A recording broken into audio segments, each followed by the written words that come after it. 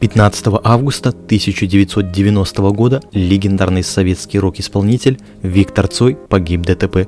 Его сыну Александру тогда было всего 5 лет, но семья распалась еще раньше, когда Саше было 2 года. Оставив жену, популярный музыкант ушел к другой женщине. Отец поддерживал общение с сыном, но время взяло свое. Воспоминания о нем почти стерлись из памяти мальчика. В ту роковую поездку Саша должен был ехать вместе с отцом. В последний момент планы изменились, и мальчик остался дома. Как оказалось, это решение спасло ему жизнь. Но перед началом основного видео пару слов как дисклеймер. Видео носит сугубо развлекательный характер, как и обещал под видео о потомках Цоя. Если наберет видео 100 000 просмотров, за что огромное спасибо всем посмотревшим его, создам видео об бытующих в интернете версиях отцовства Александра Цоя. Я, как автор видео, отношусь абсолютно нейтрально к любой из точек зрения, вариантов, теорий, сплетен, слухов, неважно как это назвать, что Александр Цой не сын Виктора Цоя, а Александра Аксенова по прозвищу Рикошет. В комментариях просьба без негатива и глупых комментариев. Также относитесь уважительно к тому, к кому обращаетесь, если оставляете комментарии.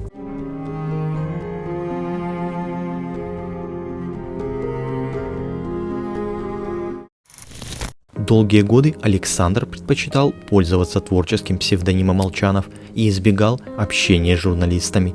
Тень отца стала буквально проклятием для сына. Первые годы после смерти Виктора Цоя журналисты навязчиво преследовали Марьяну и Сашу, угнетая своим чрезмерным вниманием. Став взрослым и выбрав для себя путь музыканта, Александр всеми силами стремился избежать ассоциаций со знаменитым отцом. Лишь последние годы он изменил отношение к своему родству с легендой и стал широко использовать родовую фамилию. Когда ты абсолютно всех интересуешь только как сын Виктора Цоя, сложно понять, кто ты сам, говорит он. Только после 25 лет я понял, что с этим ничего не поделать, и у меня есть какие-то обязанности, как сына Цоя, но также у меня есть и моя отдельная жизнь, которая никого не касается. Хотя Виктор и Марьяна Цой не жили вместе уже около 3 лет, развод официально оформлен не был. Формально Марьяна была не только матерью единственного ребенка культового музыканта, но и его вдовой. Она сумела отсудить у всех других претендентов права на творческое наследие Цоя. Судебные разбирательства продолжались несколько лет. Решение вступило в силу, когда Саша уже пошел в школу. Впоследствии именно Александр и отец Виктора Цоя, Роберт Максимович Цой, стали единственными правообладателями песен лидера группы «Кино», что обеспечило им безбедное существование. Вскоре после гибели супруга Марьяна Цой сошлась с другим рок-музыкантом Александром Аксеновым, лидером группы «Объект насмешек», известным как Рикошет. Как вспоминал спустя годы Александр Цой, отчим и особо не стремился стать для него полноценной заменой отца. По факту он был моим отчимом и участвовал в моем воспитании как мог, но я бы не сказал, что он полноценно выполнял эту роль, он сам не очень к этому стремился. В полном смысле слова семьей, как мне кажется, мы не были и друг друга с ним не чувствовали, но он был очень крутым музыкантом, с потрясающе хорошим слухом и вкусом. Глядя на то, как он работает с музыкой, я многому у него научился. В 2005 году 46-летняя Марьяна Цой скончалась после нескольких лет борьбы с онкологическим заболеванием. Александр Цой начал самостоятельно жить еще раньше. Уже в 2001 году 16-летний юноша уехал в Москву. Именно в этот период он стал пользоваться красноречивой фамилией Молчанов. В столице Саша обучался веб-дизайну и английскому языку. Гражданская жена отца, Наталья Разлогова, помогла парню устроиться на работу на телевидении. Некоторое время Александр работал на Первом канале. Вернувшись позднее в родной Питер, Цой-младший работал в ночных клубах, занимался организацией концертов, в том числе и зарубежных артистов. Стал соучредителем культового ночного клуба «Да-да».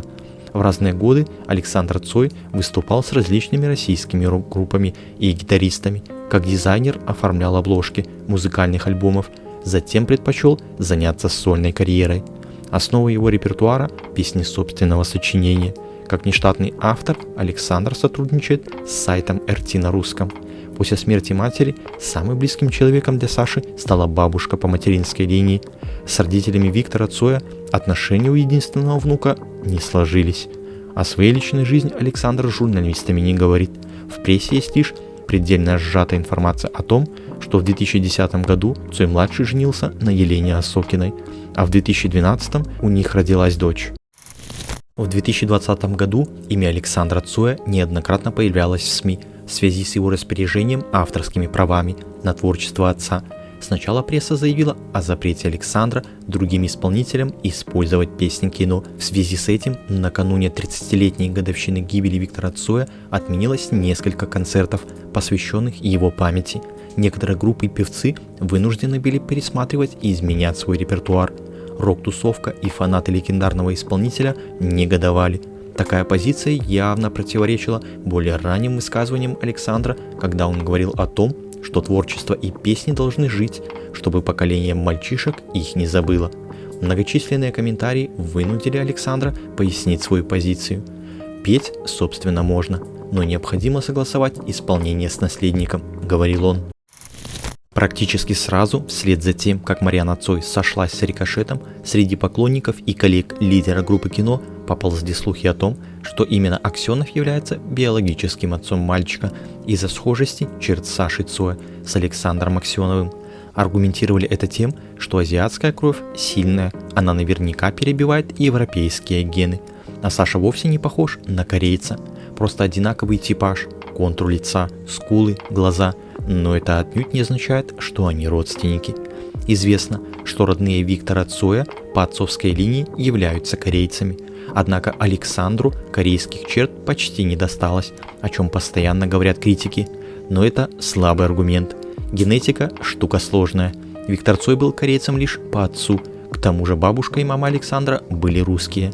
А если посмотреть снимки, где рядом с будущим легендарным музыкантом его родители, тетя, сестра мамы и бабушка с дедом по материнской линии, то можно увидеть, Саша Цой похож на своего прадеда Василия Гусева. Такие хитросплетения генов вполне естественны для человека, в котором присутствует лишь четверть корейской крови.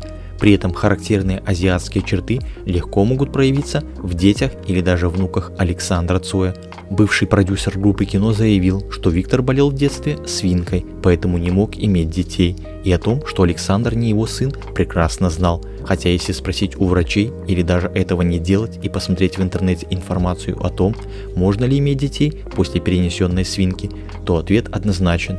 Иметь такие люди детей могут, но определенный процент, плюс-минус 15, да, действительно не могут иметь детей. Это не так уж и много, поэтому это абсолютно не аргумент, что после перенесенной свинки Виктор Цой не мог иметь детей. Такой шанс был, но далеко не большой. Однако все эти высказывания, причем довольно личного характера, могли быть спровоцированы тем, что много людей пытаются нажиться на имени Цоя. Ведь все права на его творчество принадлежат официальным наследникам – Александру и его деду. После смерти Цоя бывшие коллеги несколько лет судились за так называемое музыкальное наследие Цоя, пытаясь доказать свою причастность к творчеству Цоя. Например, Алексей Вишня, на которого многие ссылаются при доказательствах того, что, мол, он-то точно знает, что Саша Цой не был сыном Виктора, так как из одной тусовки, много лет требует вернуть смежные права на творчество и хочет получать свои, как ему кажется, законные отчисления.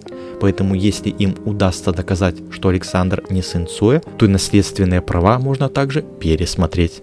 Может быть, в этом и заключается причина всех сомнений в отцовстве. Безусловно, Александр Цой имеет полное и безоговорочное право не раскрывать своей частной жизни посторонним. Завесу тайны он приподнимет ровно настолько, чтобы мы помнили его отца, который стал настоящей звездой и остается ею даже спустя более чем 30 лет после трагической гибели.